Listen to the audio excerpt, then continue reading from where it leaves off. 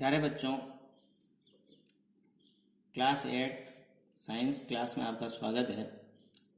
कल हमने conservation of forest and wild life की बात की थी कि ये हमारे लिए क्यों नेसेसरी है, कि हमें क्यों कंजर्व करना चाहिए फॉरेस्ट को और वाइल्ड लाइफ को, और किस तरीके से करना चाहिए। उसी कड़ी में हमने पढ़ा था कि गवर्नमेंट, नॉन एनजीओ जिसको अपन बोलते हैं, नॉन गवर्नमेंट ऑर्गेनाइजेशन, और नेचुरल लवर्स, और इसके अलावा बहुत सारे इंडिविजुअल्स जो है उन्होंने बहुत सारे प्रयास किए, ऐसे एफर्ट किए जिनके थ्रू जो है उन्होंने एनिमल्स और वाइल्ड लाइफ, फॉरेस्ट, इनको प्रोटेक्ट करने की कोशिश की। गवर्नमेंट ने ऐसे रूल वगैरह लगाए। तो उसी बीच में कुछ ऐसी शब्द हमारे सामने आए हैं: flora, fauna, protect area, sanctuaries, national park, biosphere reserve, है ना। तो इनके बारे में अपन बात करते हैं। तो सबसे पहले सेंचुरी की बात करते हैं। भाई सेंचुरी क्या है, उसकी बात अपने उस वीडियो में थोड़ी बहुत की थी।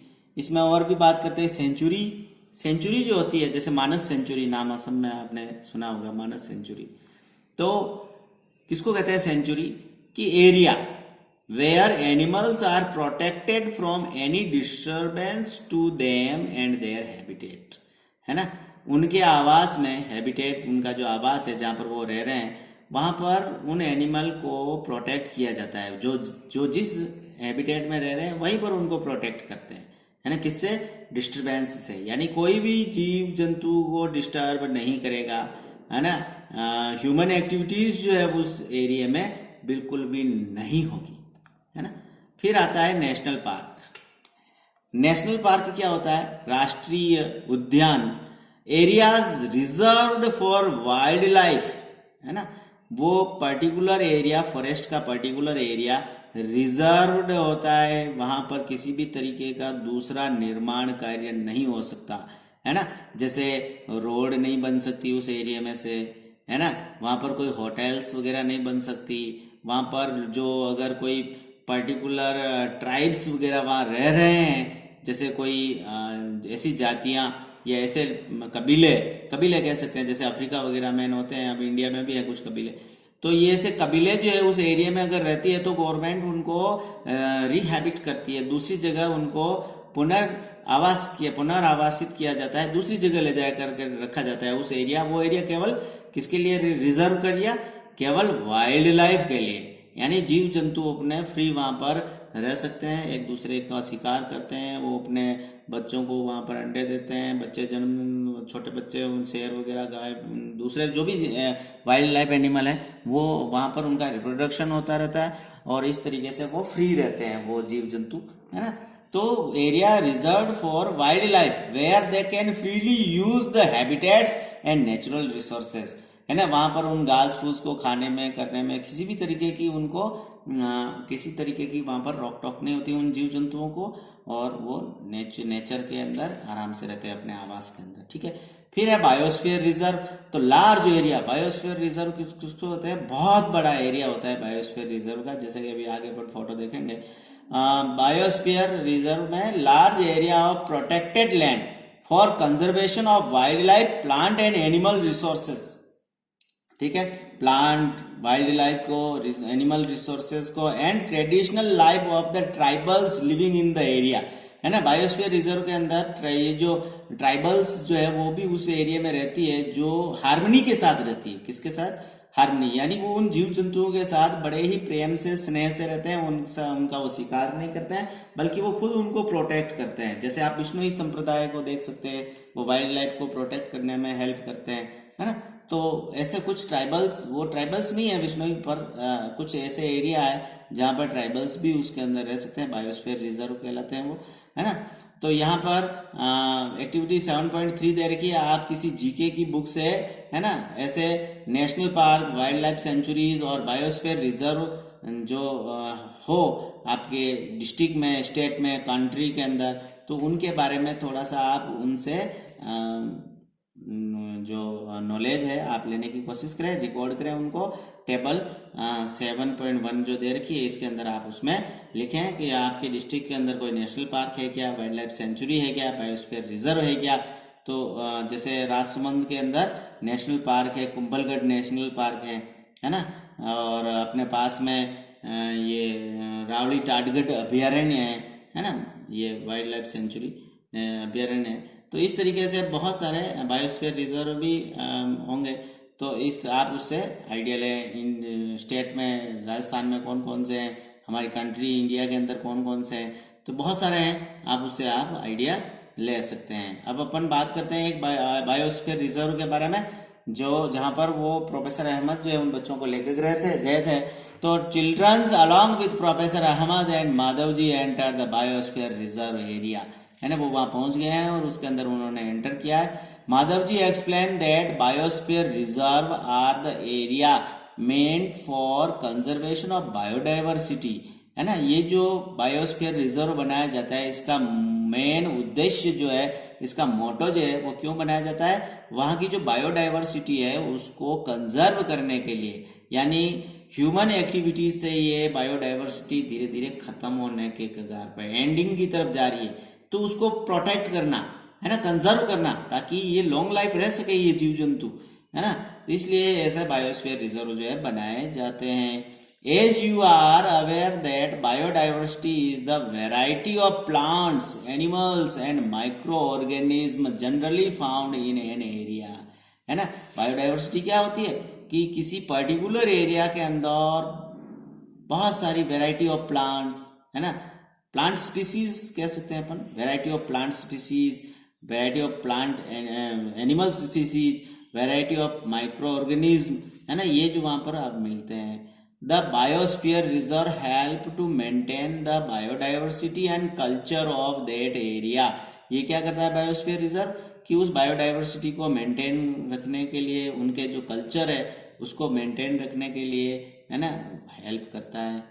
अ बायोस्फीयर रिजर्व में also contain other protected area in it, है ना। इस बायोस्फीयर रिजर्व के अंदर बहुत सारे प्रोटेक्टेड एरिया होते हैं, है ना, जहां पर हंटिंग पोचिंग वगैरह नहीं की जा सकती। A biosphere reserve may also contain other protected area in it. The Panchmadi Biosphere Reserve consists of one national park named Satpura and two wildlife sanctuaries named Bori and Panchmadi, है ना। तो इस biosphere reserve के अंदर बहुत सारी ऐसे national park भी हो सकते हैं और कुछ ऐसे प्रोटेक्टेड एरिया भी हो सकते हैं। तो यहाँ पर अपन जो बायोस्फीयर पंचमढ़ी बायोस्फीयर रिजर्व की जो बात करते हैं, तो उसके अंदर एक बहुत बड़ा नेशनल पार्क भी आता है जिसका नाम है सतपुड़ा नेशनल पार्क, और दूसरा जो है वहां पर दो ऐसी वाइल्ड लाइफ सेंचुरीज है जिनका नाम है बोरी एंड पंचमढ़ी। आप इस फिगर 7.1 के अंदर देख सकते हैं। आप देखिए ये बहुत ही बड़ा एरिया है, एमपी के अंदर है, जिसमें ये देखो तवा रिजर्वोयर है, उसके बाद ये जो है बोरी सेंचुरी है, इतनी लंबी चौड़ी, है ना, और इसके बाद ये सतपुड़ा नेशनल पार्क आता है बीच में, और ये पंचमढ़ी सेंचुरीज है ये, है ना, आप देख सकते हो ये। तो यहाँ पर हम हमारी स्कूल से जो 9 to 12 के जो बच्चे हैं उनको हम यहाँ पर विजिट करवाने के लिए लेके गए थे। आप उन बच्चों से भी आप अपना उनसे एक्सपीरियंस जो है वो शेयर कर सकते हैं कि वास्तव में ये पंचमढ़ी जो सेंचुरीज है वो कैसी है। ओके, आगे की बात करते हैं अपन एक्टिविटी 7.4 पर। तो list a factors disturbing the biodiversity of your area, है ना, वो कौन कौन से फैक्टर हैं जो हमारे यहाँ की बायोडाइवर्सिटी को क्या कर रहे हैं, डिस्टर्ब कर रहे हैं। आप देखिए कि एक समय था, आपके दादा के समय की बात करें, है ना, तो दैट टाइम, है ना, यहाँ पर जहाँ आपकी स्कूल है यहाँ पर जंगल हुआ करते थे, है ना, और यहाँ के अभी हमने स्कूल बना रखी है।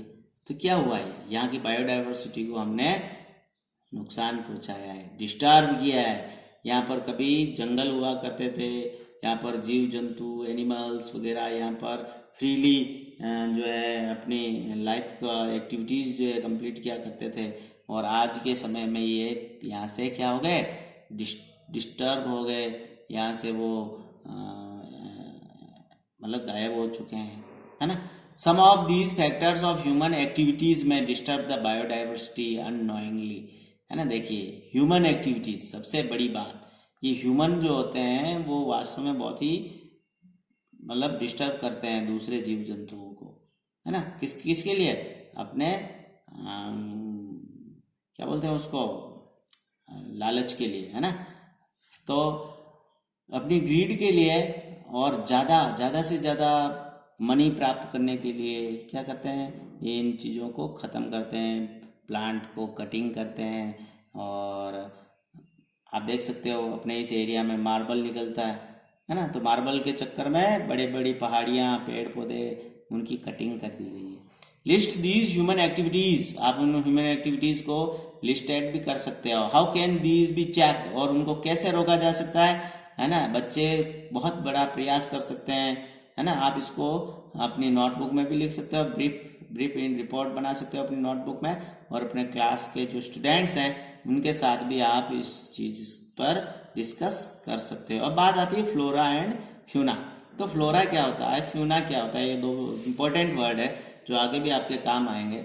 As the children walk around the biosphere reserve, they appreciate the green wealth of the forest. बहुत ही अच्छी बात लिखी, देखो, ग्रीन वेल्थ, हरा सोना, है ना।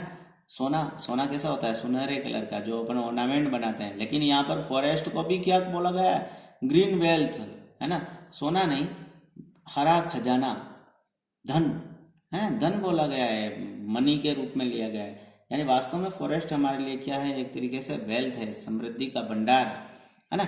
They are very happy to see all teak trees and animals inside the forest. उन्होंने वहां पर बहुत बड़े बड़े टीक के, है ना, ट्रीज, टीक एक स्पीसीज है ट्री की, है ना, और एनिमल्स भी उन्होंने वहां पर देखे। Suddenly Paheli finds a rabbit and wanted to catch it, है ना। पहली को क्या दिखा, एक रैबिट दिखा, और वो उसको क्या करने लगी, कैच, पकड़ने लगी। सी स्टार्टेड रनिंग आफ्टर इट, क्या करी है उसने, पीछे दौड़ी, है ना। प्रोफेसर अहमद स्टॉप हर, फिर प्रोफेसर अहमद ने क्या कहा, रुक जाओ। He explain that animals are comfortable and happy in their own habitat, है ना। उसको आप उठाओगे, उसको आप लेके जाओगे इधर उधर, तो उससे वो खुश नहीं होगा। वो अपने खुद के हैबिटेट के अंदर कंफर्टेबल है, वो वहीं पर खुश है। उसको आप इधर उधर ले जाने की कोशिश मत करो। We should not disturb them, है ना। ये ध्यान रखने वाली बात है कि we should not disturb them. हम कभी खेत पर जाते हैं, कहीं कछुआ मिल जाता है, उसको उठा करके घर पर लेके आ जाते हैं, है ना। कई बार तोता, वो पैरट मिल जाता है, तो उसको भी हम वहां से हटा देते हैं और अपने घर पर ला कर पिंजरे में रख देते हैं, तो वो वहां पर खुश नहीं है ना। आप भले उसको बहुत सारी अच्छी अच्छी चीजें खिलाते हो, लेकिन वो वहां पर खुश नहीं है। आपने उसको क्या कर दिया, डिस्टर्ब कर दिया बेचारे को, है ना। उसको फैमिली से सेपरेट कर दिया, अलग कर दिया। Madhav ji explain that some animals and plant typically belonging to the particular area, है ना। और देखिए, कुछ प्लांट और कुछ एनिमल जो होते हैं वो एक पर्टिकुलर एरिया से इस बिलोंग करते हैं, वो वहीं पर मिलते हैं। आप पूरे इंडिया में कहीं पे भी घूम जाओ, आपको जो स्नो लेपर्ड है वो उस पर्टिकुलर एरिया में ही मिलेगा, हिमालयन रेंज में, है ना।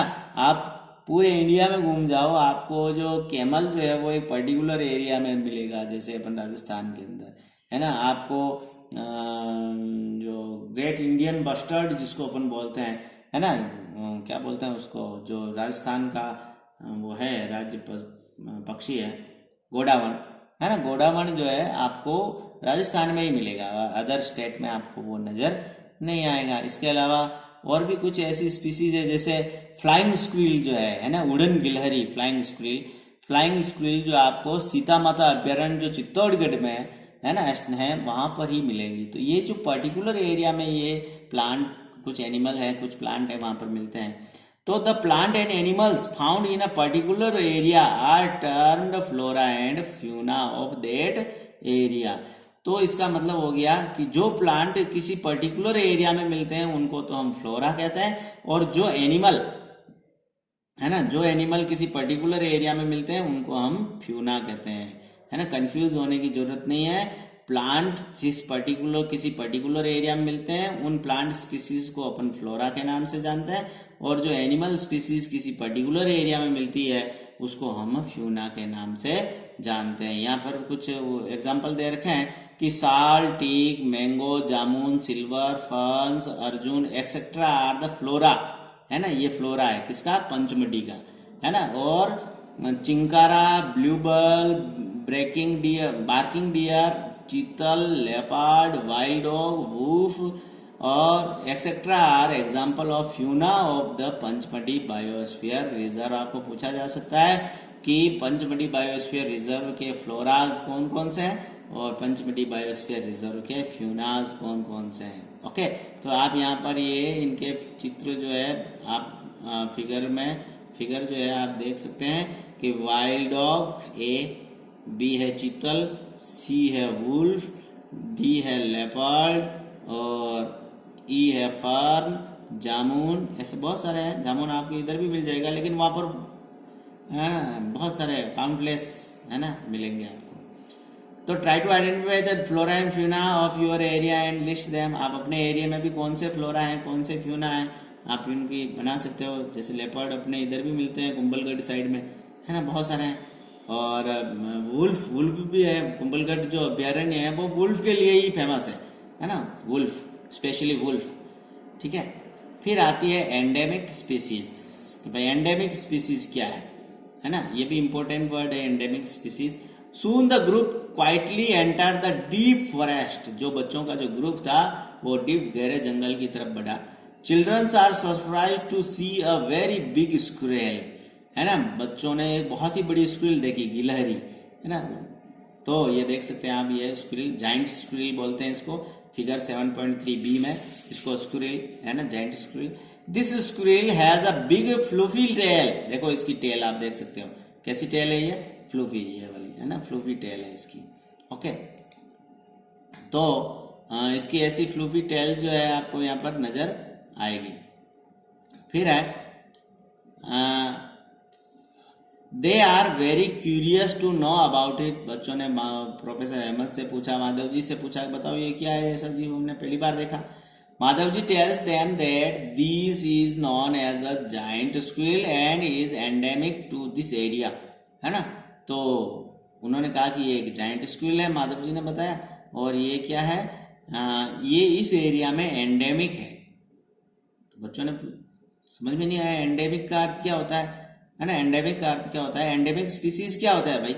तो endemic species are those species of plant and animals which are found exclusively in a particular area, है ना। उस फॉरेस्ट के एक पर्टिकुलर एरिया में ये जीव मिलेगा आपको। अगर आपको देखना है तो बायोस्फीयर रिजर्व जो है उसके उस पर्टिकुलर एरिया में जाओगे तो ही आपको ये जीव, ऐसा जीव जो है, ऐसा एनिमल जो है आपको नजर आएगा। इसलिए उसको हम एंडेमिक स्पीसीज के नाम से जानते हैं। They are not naturally found anywhere else, कहीं पर भी नहीं मिलेगा आपको।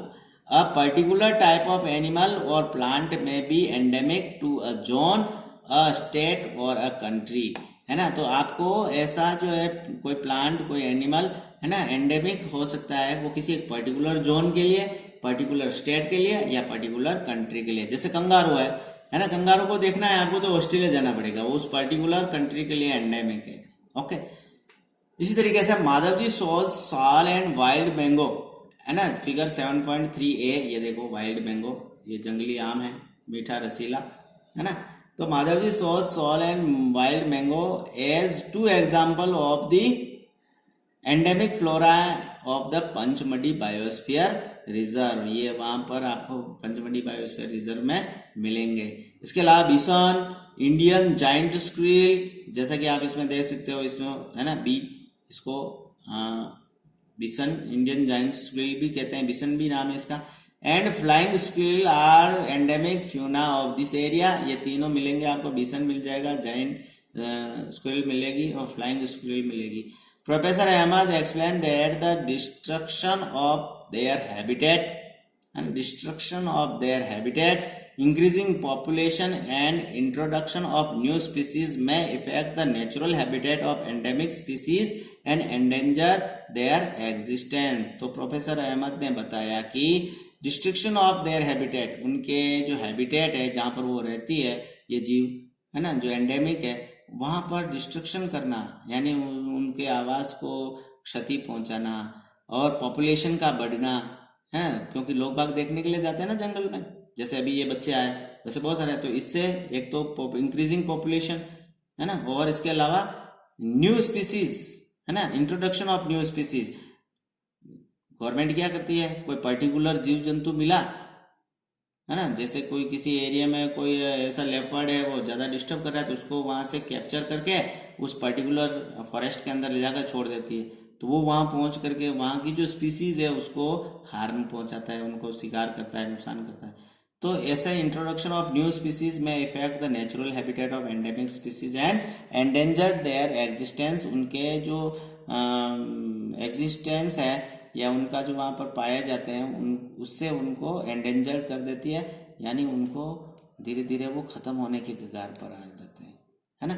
Species is a group of population which are capable of interbreeding.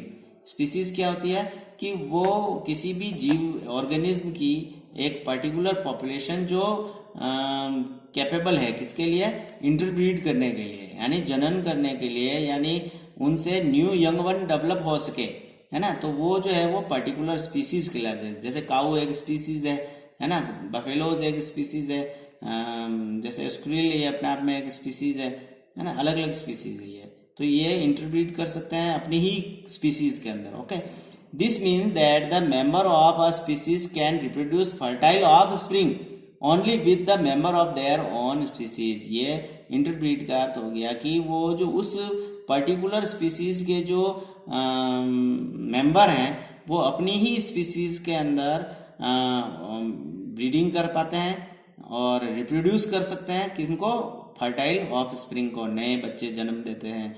और हाँ, member of a species have common characteristics. और उस दूसरा इसका स्पीसीज का करेक्टर क्या है कि उस स्पीसीज के जो मेंबर होते हैं उन सभी में कॉमन कैरेक्टर्स होते हैं। सभी कैरेक्टर्स, कुछ कैरेक्टर ऐसे होते हैं जो सभी स्पीसीज के अंदर होते हैं। ओके, अब 7.6 के बारे में हम नेक्स्ट वीडियो के अंदर लर्न करेंगे। Okay, thank you.